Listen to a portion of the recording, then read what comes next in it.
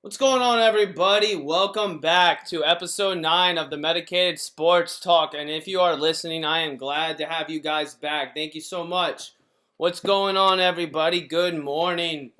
It's pretty crazy. When I posted my last podcast the other day, probably 10 minutes later, I got an update from Bleacher Report, and it goes, Javaris Landry to the Cleveland Browns, and I'm like, yo, what is going on? Like, I just was like, what? Wow, all right, 10 minutes after I make this, but let's go.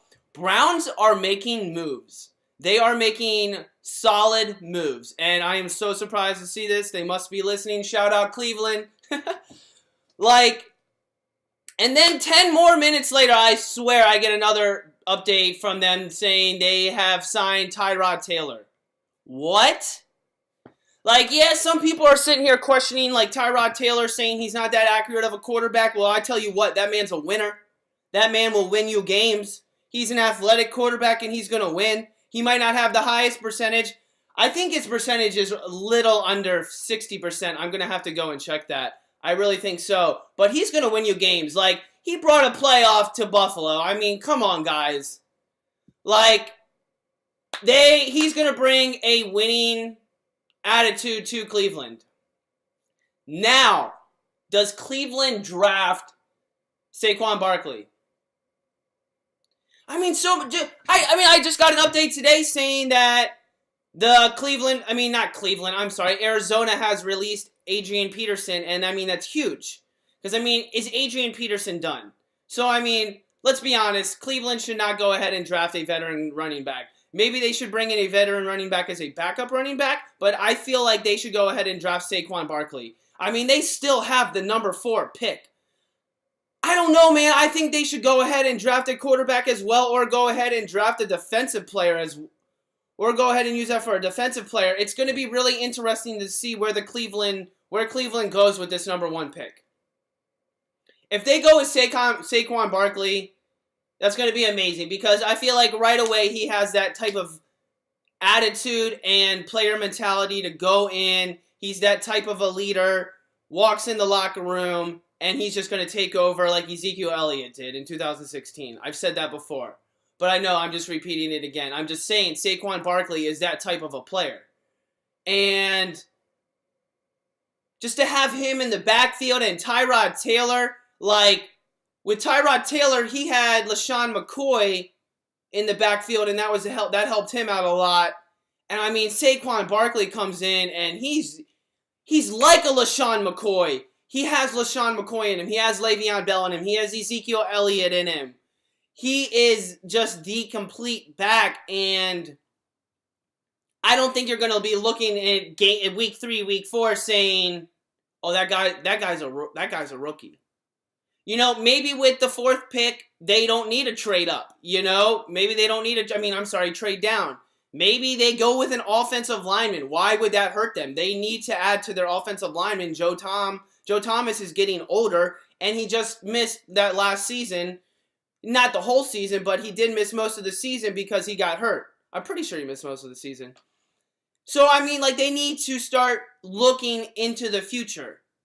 So, going with that rookie running back, maybe drafting an offensive lineman. Maybe they need to draft an offensive lineman, obviously, in the 2nd round, because they pretty much have, it's still like a 1st-round pick, because it's the 33rd pick in the 2nd round. So, they could clearly go, they have so many chances to make so many great moves this offseason and NFL draft coming up, and I'm really excited. I know I'm always talking about the Browns, but they are just always losing. And it's exciting because they're going to finally have some playmaking abilities. All Tyrod Taylor has to do pretty much is just throw that ball up there and bam. You got Javaris Landry and Josh Gordon. Josh Gordon is the best. He's going to be the best wide receiver in the game this season. I guarantee it. He was the best wide receiver with the Browns a few seasons ago. And he didn't have anybody. Now he has at least a quarterback to throw to him. Someone who's decent and is athletic and can make plays and go outside the pocket. it's going to be so exciting to watch these players and this team, I feel like, for once, if they can just get it together. I mean, Jarvis Landry, that guy's he's a top 10 receiver. I mean, because you got Antonio Brown, DeAndre Hopkins, you've got, oh my gosh, I'm just drawing blank. You got Julio Jones, AJ Green. Dez Bryant used to be up there. Dez Bryant is not even up there right now. So, I mean, Jarvis Landry's up there. And, oh yeah, and you got Josh Gordon and Odell Beckham Jr. Right, so like Jarvis Landry's probably like 8 or 9. He's very quick, good hands, can make playmaking abilities. He can toe touch. He's smart. I'm really excited to go ahead and watch this player. Like, I know I keep saying that, but it's weird to be talking about the Browns and be excited. Am I right? Like, the Browns are butt. The Browns have been butt, but they might be good this year. And, you know, I said on my Instagram, I know it's just Instagram, but I said on my Instagram, I'm going to have them, they're going to mess around, they're going to go 13-3 and lose in the divisional round. And if that happened, I don't even think you could hate on that. To bring that city a 13-3 season and just to be like, okay, awesome, like our future looks bright, we can build on this, we can move along and not be like, oh, it's just another rebuilding season. So, that's not my official record I'm going to give them. I'm going to go ahead and say they go 10-6, 9-7, or 10-6. I feel like that's what they'll go. To be honest. I do feel like they'll make the playoffs. Maybe they'll make that wild card. And, maybe they could win that playoff game. But I do have them going 9-7 or 10-6. But do not be surprised if they mess around and go 13-3. Like, that would be crazy shit. That would be the talk of the NFL for the whole season. Their coach would win Coach of the Year. And speaking of, I'm about to look up Tyrod Taylor's completion percentage because I am really curious now. I believe it's right under. Oh wow. Okay, so man, people be hating. I'm a stat guy. Stats don't always speak for themselves. You also have to do the eye test. But when you're winning and you're putting up numbers and you have the stats to back it up, I think that's enough for me. I like to look at stats. Okay, so here's what I'm saying. 2017, 62.6% completion percentage. 1 yard shy of 2,800 yards. I mean, 14 touchdowns, 4 interceptions. I mean, doesn't turn the ball over. Makes plays. I wonder how many rushing yards he had. Dude, he's had a solid 3 years with the Bills.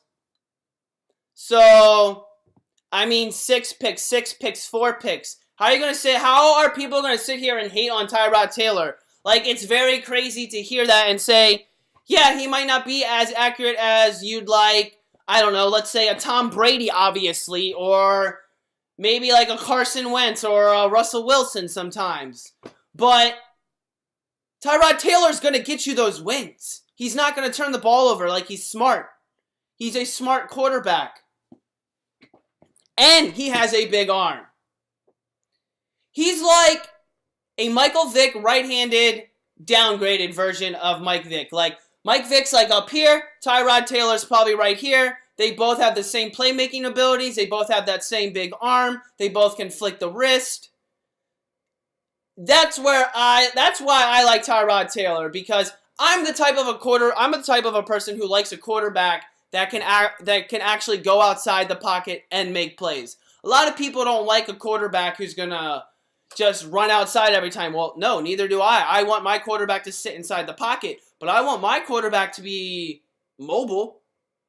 Tom Brady, yes, greatest quarterback of all time, not mobile at all. Peyton Manning, one of the greatest of all time, not mobile at all. But, like, I like my quarterback to be able to move outside the pocket. I want him to be able to extend the play. It always sucks watching, like, Peyton Manning, when you would watch Peyton Manning, he would just, sack, fall down, Like, and then Eli Manning just takes the sack. It's just, like, yeah, you're playing safe, but it's just not. I'm being a critical fan, but it's just not fun, exciting football. Like, you're not that fun, exciting, playmaking person. Like, that's what Tyrod Taylor brings to a team, I think. And that's what I'm most looking forward to. I'm really excited. I can't wait.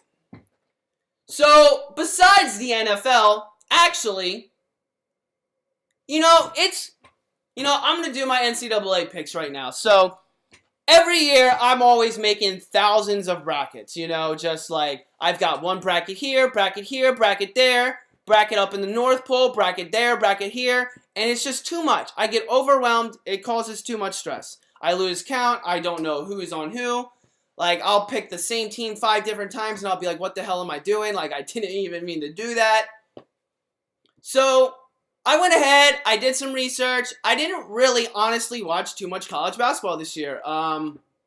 It's weird. Like, I felt like I was so caught up in football season that when football season ended, I just was, like, completely thrown out of it. When I tried to watch basketball, I tried to watch Maryland basketball, and, like, they would just blow me because they're not this good this year. Like, I would follow them and just continue to see them lose and not do well.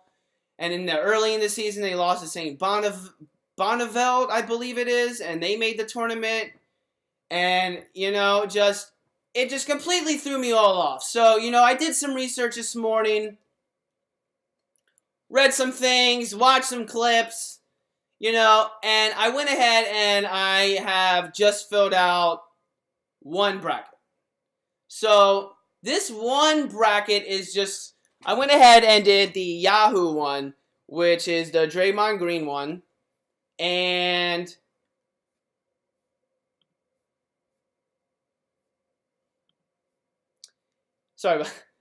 and so I went ahead and did that. And so I'm going to go ahead and go through, like, the obvious, my Final Fours. I'm going to give you my Final Four right now, and I'm going to go through to how I got them, okay? Alright, so, is this? So, in the South, I have Virginia coming out of it, okay?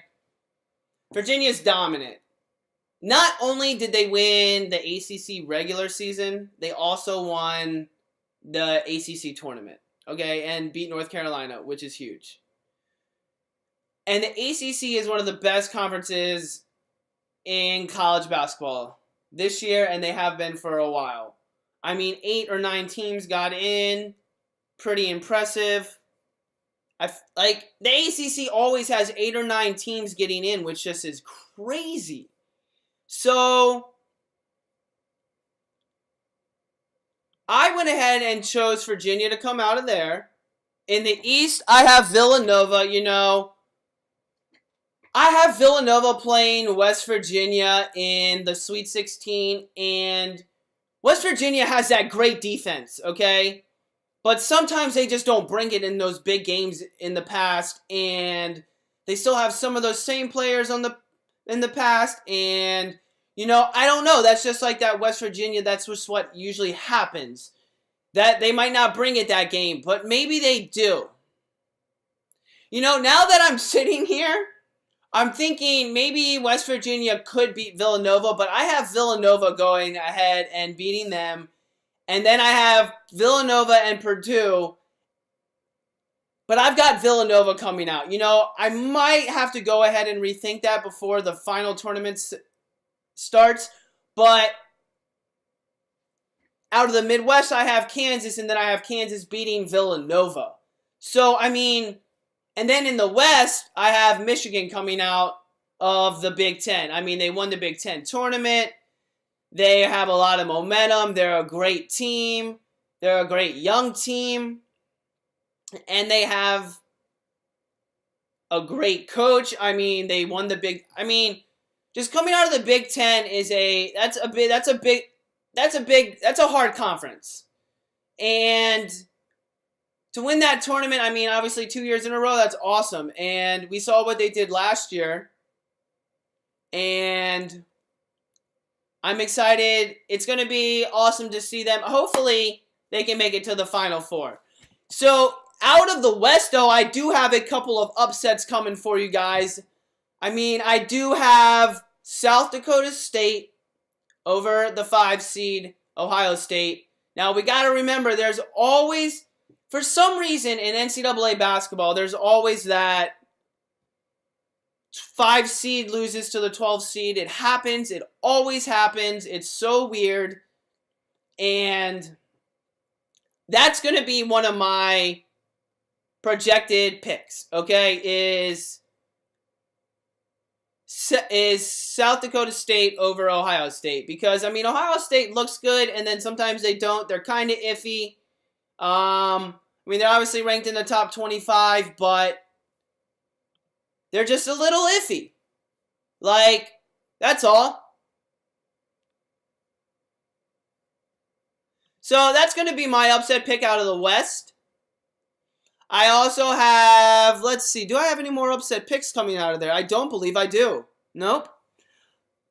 Oh, and then I do, that's a correction because I also do have South Dakota State going ahead and beating Gonzaga. I always like it when, like, that 12 seed beats that 5 seed and then they have that momentum and they just believe in themselves because they're at underdog that nobody believed them in. It's college basketball. It's March. Crazy things happen. And I just have them going to the Sweet 16 but losing to Xavier, the number 1 seed. And I have the number 1 seed Xavier losing to Michigan. So I have Michigan coming out of there, as I said before. So out of the South, I like 2 teams to be upsets, all right? I'm going to go with, this is a big one, I believe, Davidson over Kentucky, all right? That's just going to be my upset pick because I just like Davidson, and I just want to see Kentucky lose, and that would be great to see 2 12 seeds beat a 5 seed, It would just be fantastic to see. It's always exciting to see that type of stuff. It just creates madness, and I love to see John Calipari lose. It's great. And then my other one is Loyola Chicago. Now, they will be playing Miami of Florida, but I just see it happening. I mean, so I was reading and I saw that this is like their first time, making the tournament since 1985. And that right there is just like, wow, this team is motivated. Maybe this team, as their goal this season was, we want to make it to the NCAA tournament. And not only make it, but, win a game and, get past that first round, Let's prove everyone wrong. I mean, the first time since making it since 1985, that's a lot right there, and that can do so much to a kid. When you're 18, 19, 20 years old, you're playing for so much, and you have players that are there that are seniors. You don't have players coming there because they're going to go pro. They have players playing because they love to play the game. So I just feel like they might have that motivation to go in and say, let's dog Miami, let's go show the world who we are. This is our first time. Let's go in. Let's make a statement. Let's make some noise. So I do have Loyola Chicago advancing and beating Miami. And then I also have them advancing again out of the second round and prevailing against Tennessee. Now, I feel like that will definitely be a lot harder of a match. But it's crazy because, like I said, I haven't watched college basketball a lot this year. So, I'm looking at the brackets and the tournaments and the rankings, and it's crazy to see that Tennessee's back up there, as a 3 seed, but, Tennessee's a little iffy. They haven't been in the tournament for a little bit. Right? They haven't been in the tournament since 2014, and sometimes they make noise, sometimes they don't. So, I mean, I do have them beating Wright State, Tennessee, and I do have them losing, though, to Loyola Chicago. But I do have Chicago ending their dreams and hopes in the Sweet 16 against Cincinnati. And that's where I have Cincinnati losing, and that's why I have Virginia prevailing and winning and going to the Final Four against Michigan And I do have, so here's my final. It's Kansas against Virginia. Now, I know those are the 2 number 1 seeds and all that, and those are just, okay, so those are the 2 best teams, okay? The 2 best teams in my mind from what I've seen and heard and read and watched. Those are the 2 best teams. I mean, Kansas is always a top team to pick. They won the Big 12 championship, you know. So, I mean, these kids are hungry. Bill Self wants to win a championship again. He wants to put himself back up on top. You know, I think it's going to be an exciting final if it is Kansas and Virginia. And I'm going to go ahead and give the edge to Kansas because of their coaching ability and their with Bill Self, like I said before, and his experience. And he's been around for so long, not to knock anything from Virginia's coach. Even though Virginia, I forget his name, but he's been there. He's been doing this for a little bit. He's been taking that program and been winning with them for a while. He's brought that team to national attention for quite some time now, for a few years. But I do see Kansas and Bill Self winning, and that's going to be my national champion for the tournament this year. See, so this is going to be my final bracket. I might make a change here or there, and if I do, I'll let you guys know and keep you guys updated, because I might change this West Virginia. See, West Virginia plays Wichita State. I could see West Virginia beating them. Wichita State's nice, but they never play anyone at, top tier. So I'd see them winning, and then I see them losing, though, to Villanova. Now, it'd be awesome to see West Virginia go ahead and win that game against Villanova and advance to the Elite Eight.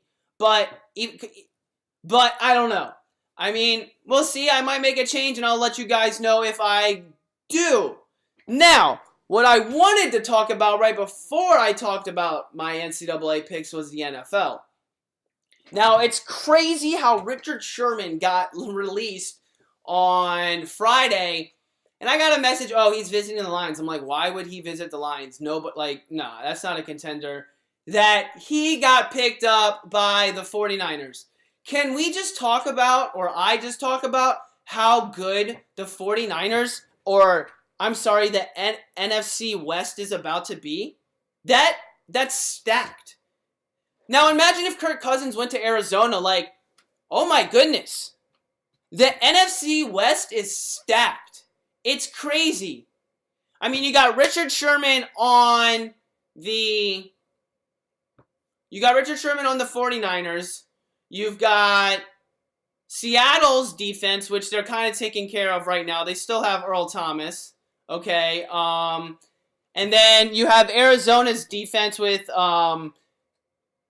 Peterson and Tyrann Mathieu. And then it's crazy. I think, and then the Rams. I was thrown off that the Rams were not in their conference. I don't know what I was thinking because they're LA now. Okay. And then you have the LA Rams with Marcus Peters and Aqib Talib. It's bizarre. What's going on? The NFL is going crazy this offseason. I love the offseason because so much happens. So many players get traded or just cut or free agency and picked up to these different teams, and it's such a new look.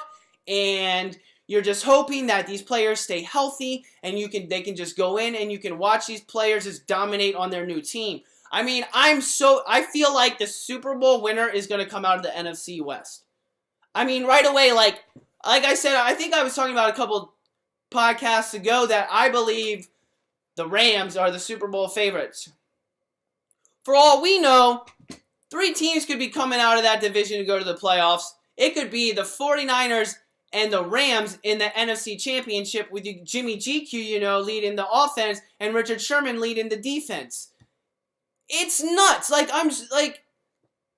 Who would have thought Richard Sherman would be on the 49ers, okay?